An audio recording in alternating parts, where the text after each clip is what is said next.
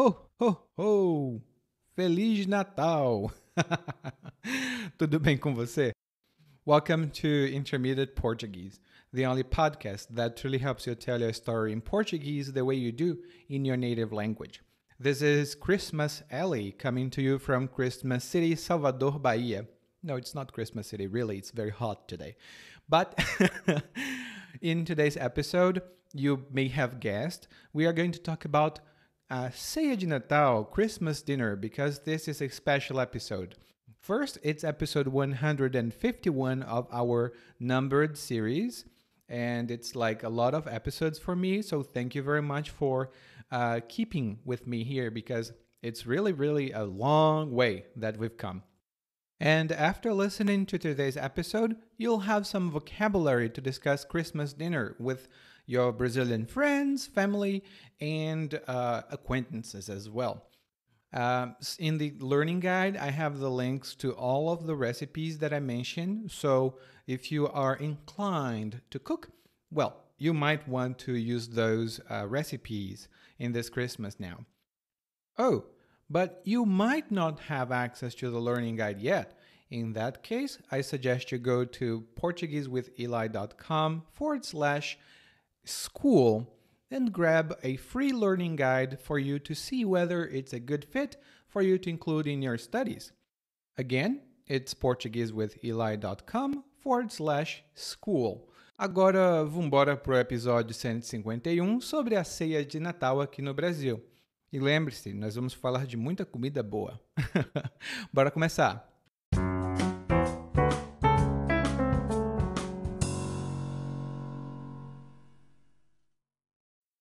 Fazia um tempão que não via minha família. Depois desse período de isolamento social, finalmente pudemos nos rever. Foi uma reuniãozinha íntima, só para os amigos mais chegados e os parentes de primeiro grau. Nada muito espalhafatoso. Para recepcioná-los da melhor forma, resolvi me valer dos meus dotes culinários adquiridos a muito custo nos tutoriais do YouTube e preparei uma ceia de Natal. Fiz um tender ao molho de laranja e mel. Sabia que todo mundo gostava do tender que minha finada avó fazia. Então, ia ser um sucesso, na certa. Também fiz salpicão, que não pode faltar na mesa de nenhuma família decente. E farofa do jeito que todo mundo gostava. De sobremesa, tinha panetone. Ainda fiz rabanada, mas não levo muito jeito para fritura. Acabou que algumas ficaram ensopadas de óleo e outras ficaram estorricadas. A mesa da ceia estava de encher os olhos. Os talheres estavam cada um no seu cantinho. Os copos, os pratos, tudo era de uma chiqueza só. Ia me dar muito prazer ver aqueles a quem mais amo enchendo a pança, principalmente a Maria Paula, que era boa de garfo desde criança. Mas na hora de comer, que decepção! Na primeira garfada, já ouvi logo a pergunta: você colocou sal nesse arroz? O molho do tender está intragável. Essa rabanada passou o dia na praia, foi? Fiquei arrasado, mas depois pensei: bando de ingrato. Eles vêm na minha casa, comem da minha comida e ainda choram de barriga cheia. Ainda bem que não comprei bacalhau. O prejuízo ia ter sido muito maior.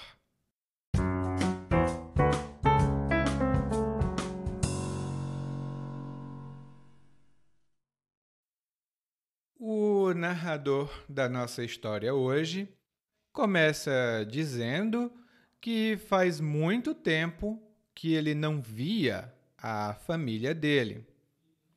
E agora, com essa situação, né, com a pandemia, realmente não é muito fácil rever os familiares. Mas o narrador diz que pôde rever a família.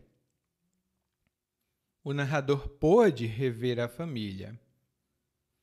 E rever significa ver de novo, ver mais uma vez.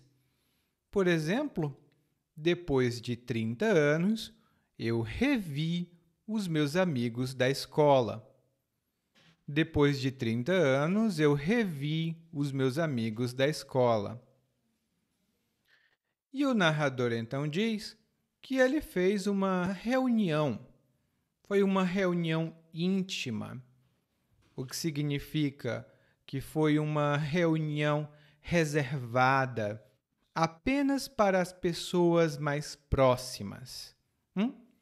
Foi uma coisa mais íntima, mais familiar.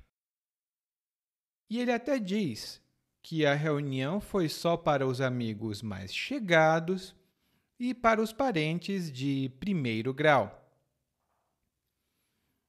Quando uma pessoa é chegada de você ou ela é sua chegada, essa é uma expressão informal que significa que essa pessoa tem a sua confiança. Ela é muito próxima de você porque provavelmente vocês têm uma boa amizade. Por exemplo, o Paulo é meu chegado. Se ele pedir dinheiro, eu empresto, porque eu sei que ele vai me pagar. Ele é meu chegado. Essa é uma palavra bem informal. A outra expressão que o narrador utilizou foi parentes de primeiro grau. Lá no guia de aprendizagem, eu tenho uma resposta mais detalhada, mas o parente de primeiro grau é aquele parente de sangue mais próximo de você. O pai, a mãe, o filho ou a filha.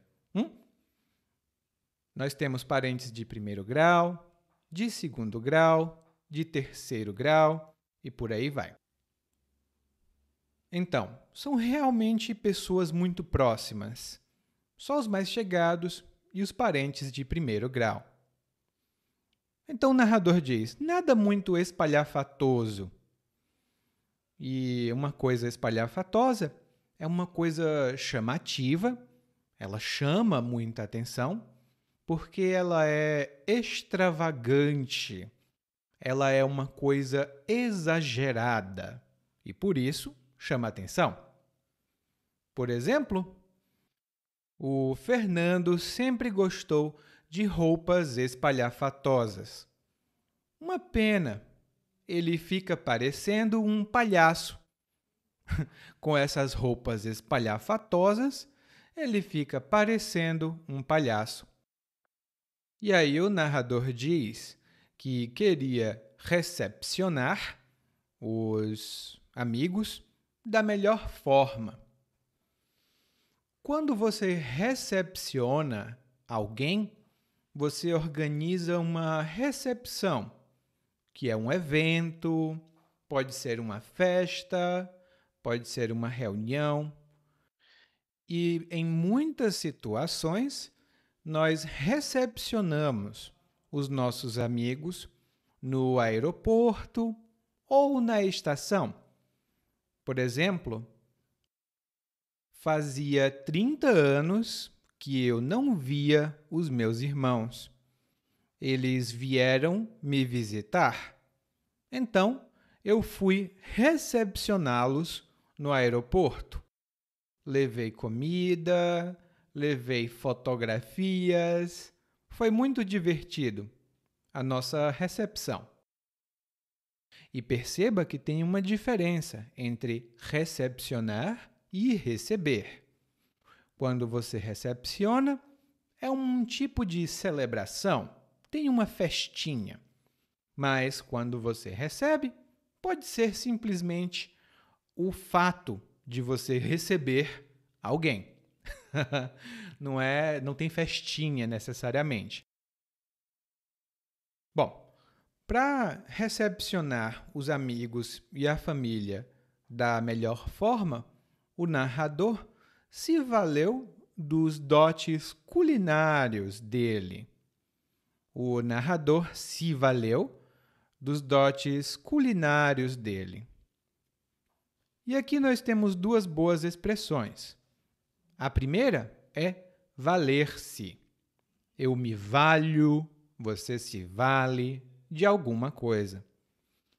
E quando alguém se vale de alguma coisa, isso significa que essa pessoa utiliza essa coisa como um recurso para fazer ou obter alguma coisa. Que explicação, né? Bom, vou dar um exemplo. O Pedro se valeu dos contatos que ele tinha no governo para conseguir um bom emprego. O Pedro se valeu dos contatos que ele tinha no governo para conseguir um bom emprego. Quando você se vale de alguma coisa, você utiliza essa coisa como uma ferramenta, um meio. Lá no guia de aprendizado, temos mais exemplos dessa expressão. A segunda palavra que o narrador falou foi o dote, ou melhor dizendo, os dotes culinários. Normalmente, nós usamos essa palavra no plural. E o dote tem outros significados, mas aqui significa uma qualidade. Pode ser uma qualidade física, uma qualidade intelectual ou uma qualidade moral. É alguma coisa positiva. Por exemplo, eu usei os meus dotes artísticos para pintar um quadro muito bonito para meu irmão. Eu usei meus dotes artísticos para pintar um quadro muito bonito para meu irmão. Você aprende português. Isso significa que você fala pelo menos 2 idiomas. Então, você provavelmente tem dotes linguísticos.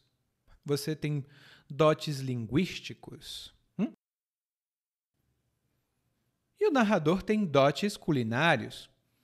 Mas não é uma coisa natural, porque ele adquiriu esses dotes culinários a muito custo no YouTube. Ele adquiriu esses dotes a muito custo no YouTube. E quando você consegue alguma coisa a muito custo, isso significa que você precisou fazer muito esforço ou você precisou sacrificar muita coisa para conseguir aquilo.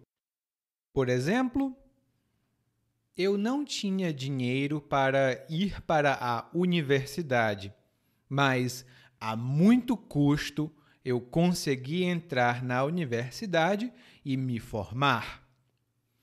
Eu consegui entrar na universidade e me formar a muito custo. Eu trabalhei de noite, eu estudava de dia, eu fazia tudo o que eu podia para estar ali. Bom, e o narrador utilizou os dotes culinários dele para fazer, ou melhor dizendo, para preparar a ceia de Natal. E se você falar espanhol, provavelmente você vai achar essa parte mais interessante, porque em português nós temos várias refeições no dia.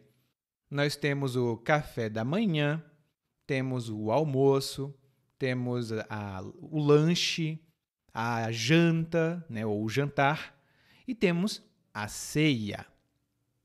E a ceia é a última refeição do dia, normalmente antes de dormir e depois de jantar.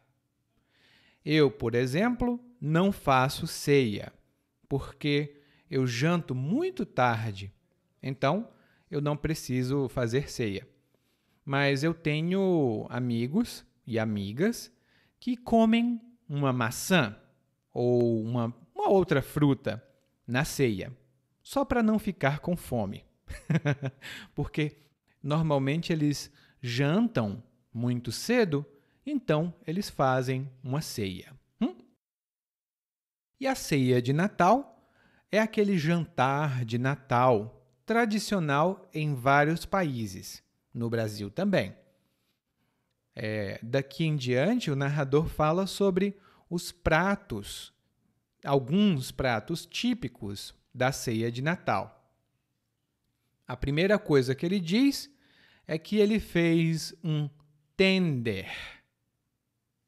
Ele fez um tender de Natal. E aqui temos outra coisa cultural do Brasil. O tender de Natal é um pernil de porco. É uma parte da coxa do porco. É muito macia, muito fofa a carne do tender.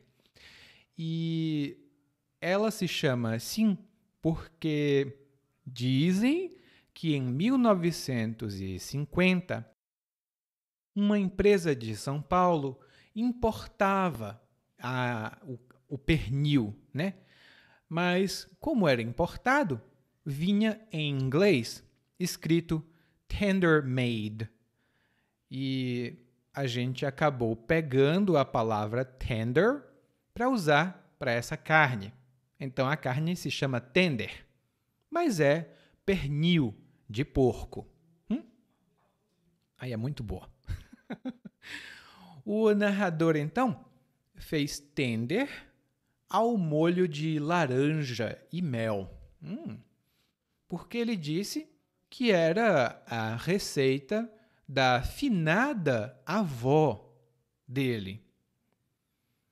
Era a receita da finada avó. E nós usamos essa palavra, finada ou finado, para falar de alguém que já morreu. Por exemplo, a finada cantora Elis Regina é considerada uma das maiores cantoras do Brasil. A finada cantora Elis Regina é considerada uma das maiores cantoras do Brasil. Ela é finada porque já morreu. É um termo mais respeitoso, mais formal.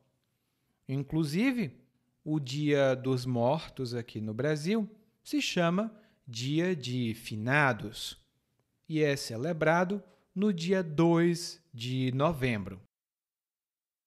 Bom, e como a receita era a receita da avó do narrador, ele diz: ia ser um sucesso na certa. Ia ser um sucesso na certa. Bom, se ia ou não ia ser um sucesso, nós vamos ver. Mas a expressão que ele utilizou, na certa, significa sem dúvida, com certeza. Por exemplo, olha, já são 11h30. Na certa, o João se esqueceu do nosso compromisso. Já são 11h30.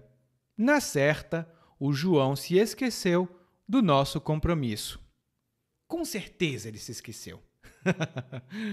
Bom, o narrador então fala que também fez salpicão. E o salpicão é outra receita típica de Natal aqui no Brasil. É um tipo de comida feita com frango, um frango desfiado. Você corta o frango em tiras batata, pedaços de maçã, pimentão, milho e alguns outros ingredientes. E tudo isso é misturado com maionese. Ai, é muito bom.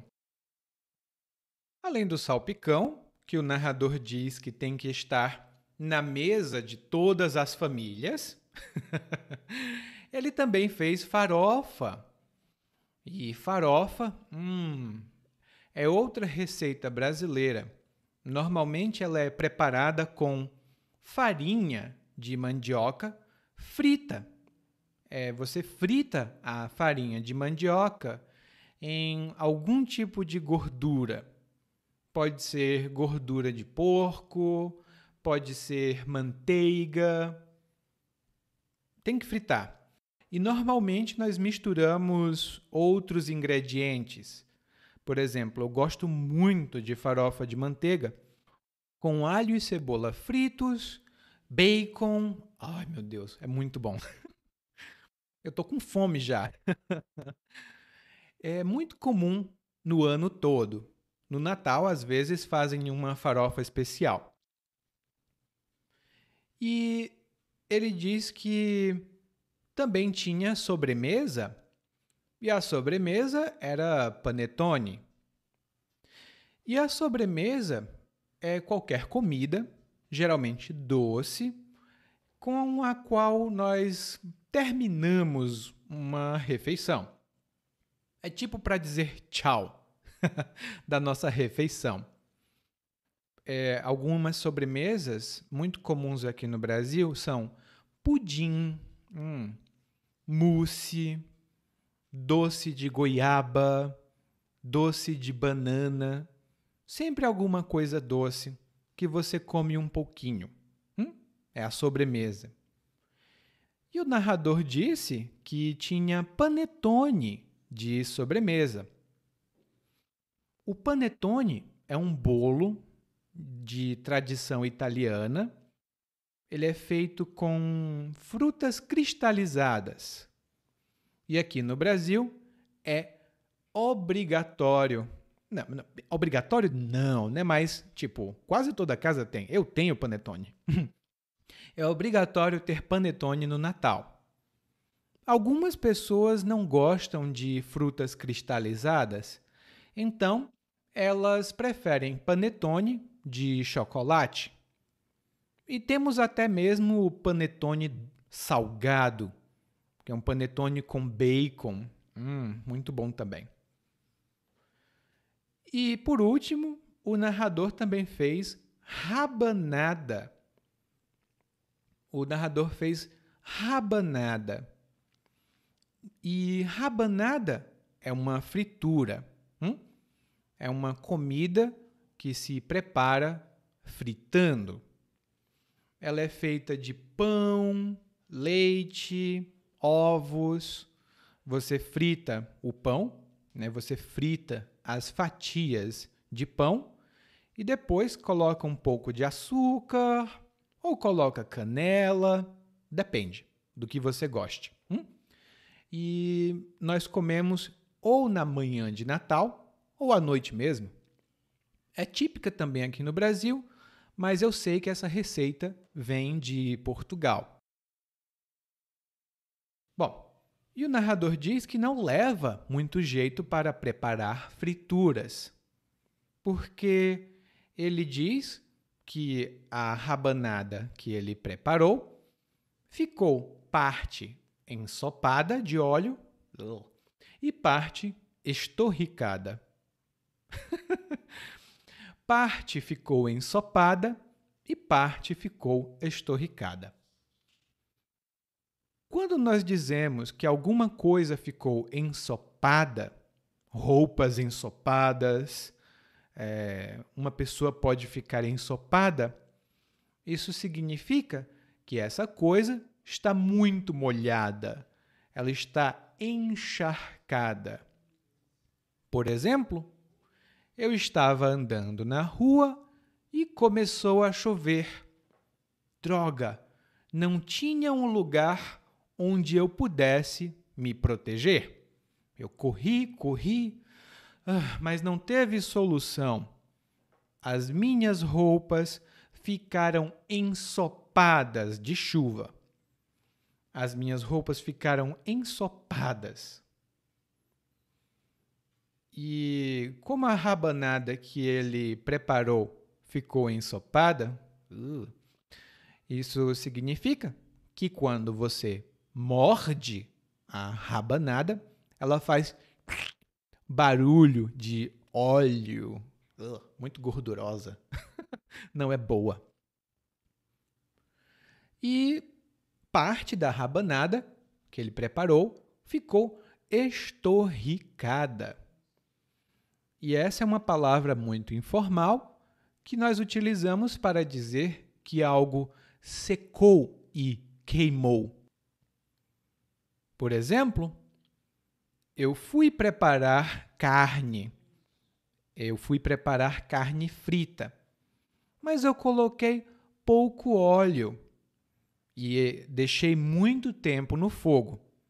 Eu coloquei pouco óleo e deixei muito tempo no fogo. O óleo secou, a carne secou e ficou toda queimada. Ela ficou estorricada. Lá no guia de aprendizagem, eu tenho algumas fotografias de comida estorricada. Mas você pode imaginar que uma comida estorricada provavelmente fica com uma parte preta, porque queimou demais. E lá no Ceará, de onde eu venho, nós não falamos estorricado, nós falamos esturricado. E é muito comum também. E aí o narrador diz que a mesa da ceia estava de encher os olhos. A mesa da ceia estava de encher os olhos. Quando algo é de encher os olhos ou está de encher os olhos, isso significa que essa coisa é muito bonita ou muito agradável de se olhar e você admira, você fica, nossa, é de encher os olhos, muito bonito, muito impressionante. Por exemplo, eu subi uma montanha com os meus amigos. Foi muito difícil, mas a vista do topo da montanha é de encher os olhos. A vista do topo da montanha é de encher os olhos. Você fica assim, uau, minha nossa, que lindo. E por que a mesa estava de encher os olhos? Bom, provavelmente porque, além de ter muita comida, a mesa estava toda organizada, muito bonitinha. Porque os talheres são os instrumentos com os quais você come, né? O garfo, a faca, a colher, todos eles são talheres. Cada talher estava no seu cantinho. Cada talher estava no seu canto. E o canto, neste caso, significa lugar. É um uso um pouco mais informal. Então, se o talher estava no canto certo, isto significa que o talher estava no lugar certo. Por exemplo, olha, você não vai querer me visitar. Eu moro num canto muito longe daqui. Eu moro num canto muito longe. Além disso, é um canto muito feio. É um canto muito feio. É uma palavra bem informal. Nesse caso. E ele diz que era tudo muito chique. O narrador fala que tudo estava de uma chiqueza só. E quando uma coisa tem chiqueza, ela é chique, né? Ela é elegante e é uma palavra mais informal. ela é mais popular, chiqueza. E o narrador disse que ia ficar muito feliz porque ele ia ver as pessoas de quem ele gosta enchendo a pança. As pessoas iam encher a pança. E encher a pança é um termo informal que significa comer o suficiente para dizer: "Ah, estou satisfeito" ou "estou satisfeita". Enchi a pança. E essa é uma palavra, aliás, esse é um termo muito informal, porque pança é uma palavra informal para barriga. Eu mesmo, quando vou para as festas, eu encho a pança. Mas faz muito tempo que eu não vou para festas, né? E ele diz aqui, o narrador, que todo mundo ia ficar muito feliz, mas principalmente a Maria Paula, porque a Maria Paula era muito boa de garfo. A Maria Paula era muito boa de garfo. E quando nós dizemos que alguém é muito bom de garfo, ou quando alguém é bom de garfo, isto significa que essa pessoa come bastante, ela come de tudo e ela tem um bom apetite. Ela não diz, estou cheia. Não, ela come, até, até não ter mais comida. Ela é boa de garfo. Nos dicionários você vai encontrar a expressão fulano é um bom garfo. Assim se escreve no dicionário, mas no Brasil não se fala assim.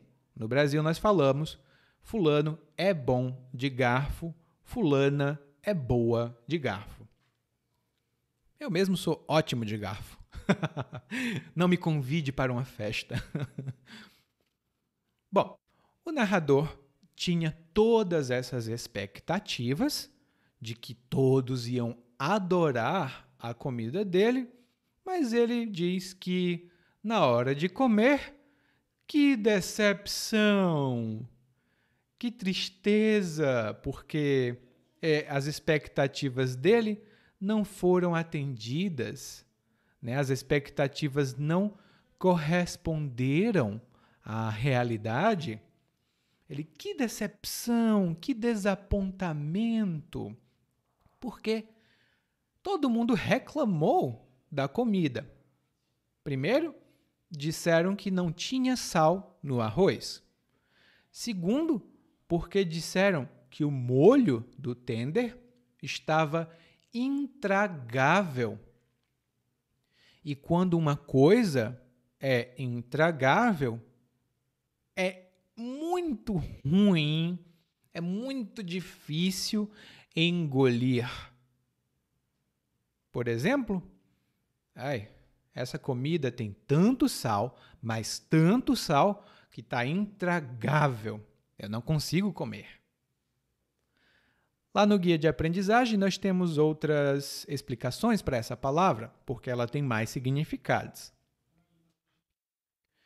Bom, todo mundo reclamou da comida do narrador e o narrador ficou arrasado. Ele ficou profundamente triste porque ninguém gostou, né? E quando você fica arrasado ou quando você fica arrasada, isso significa que você está muito triste por algo que aconteceu. Geralmente é uma coisa muito séria. Por exemplo, eu fiquei arrasado quando descobri que meu melhor amigo tinha morrido. Eu fiquei arrasado quando descobri que meu melhor amigo tinha morrido. E geralmente nós ficamos, né? Bom, então o narrador pensou: bando de ingrato. Bando de ingrato. Essa é uma estrutura muito comum que a gente usa para insultar um grupo de pessoas. Por exemplo, essas pessoas que ficam na rua e não querem trabalhar, passam o dia bebendo? Essas pessoas são um bando de vagabundo. Essas pessoas são um bando de vagabundo. E sempre que nós dizemos um bando de blá blá blá, é sempre uma coisa muito negativa, tá? A gente não diz um bando de amigos legais. Não. A gente não diz um bando de amigos. Bom, e ele diz bando de ingrato, ou seja, bando de mal agradecidos, bando de pessoas que não agradecem, porque eles vão na casa do narrador, eles comem da comida que o narrador preparou e ainda choram de barriga cheia.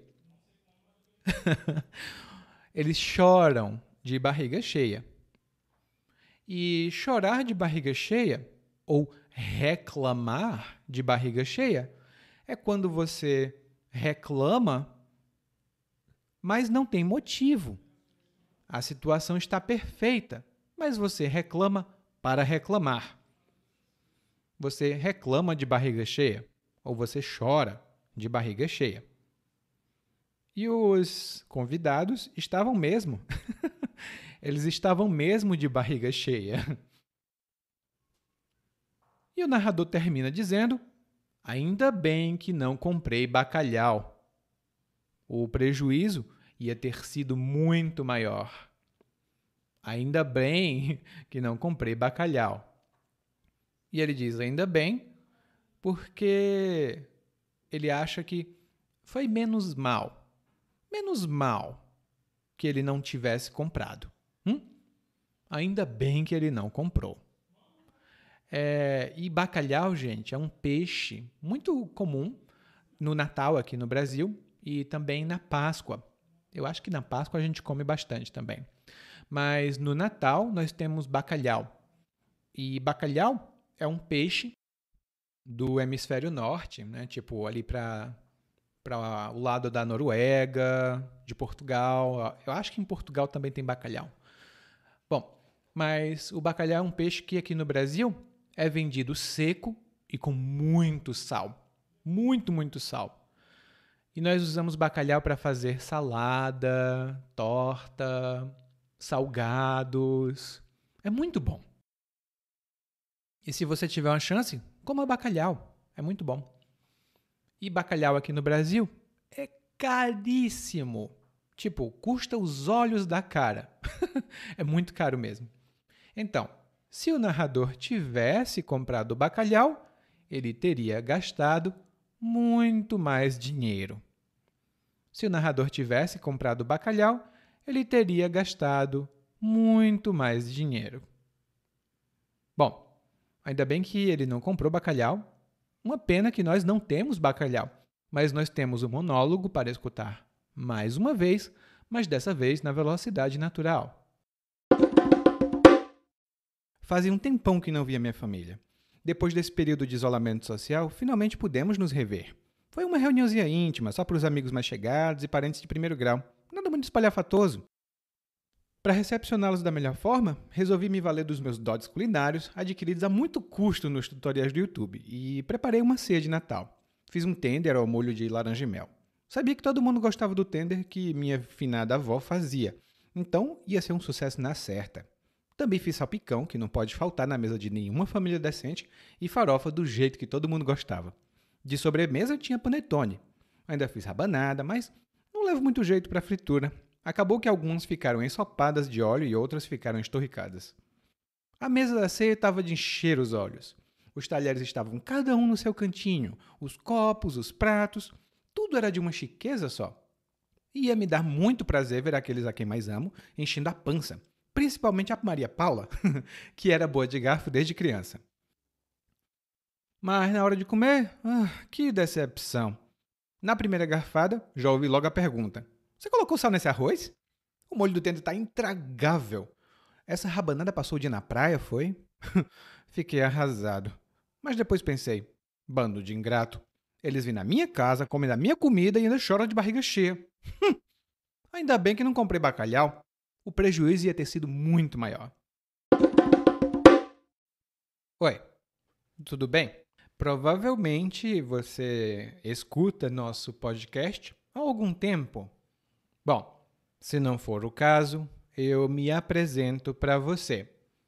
Eu sou o Eli, para Eliakim, e sou professor de português, responsável pelo podcast, pelo site portuguesewitheli.com, pelo outro site readbrazilianportuguese.com e muitas outras fontes de conteúdo para aprendizes de português que, como você, querem falar e entender o português brasileiro.